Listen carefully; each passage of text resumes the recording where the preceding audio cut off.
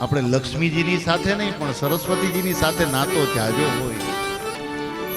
સરસ્વતી દેવી અને લક્ષ્મી દેવી આ બંને દેવીઓ વચ્ચે વારંવાર વાક યુદ્ધ થાય. સાંભળવા જેવું છે.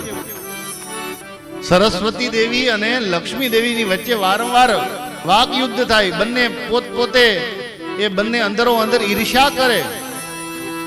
કેમ તો કહે કે બ્રાહ્મણોના બાળકો નાનપણથી જ વેદાંત શાસ્ત્રને ભણે અને શાસ્ત્રને ભણે ત્યારે શું કરે તો કહે કે સરસ્વતી દેવીની ઉપાસના કરે. લક્ષ્મી દેવી તરત કહે કે આ બધા બાળકો આ સરસ્વતી દેવીની ઉપાસના કરે છે.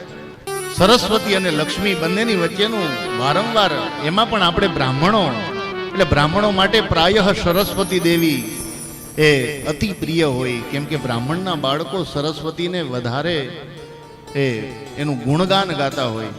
અને આમ જોવા જઈએ તો પણ એવું જ હોય ને કે સરસ્વતીની કૃપા હોય ને તો લક્ષ્મીની કૃપા આપોઆપ આવે. જ્યાં સુધી સરસ્વતીની કૃપા ન હોય ત્યાં સુધી લક્ષ્મીની કૃપા થતી નથી. જ્ઞાનથી જ બધું છે.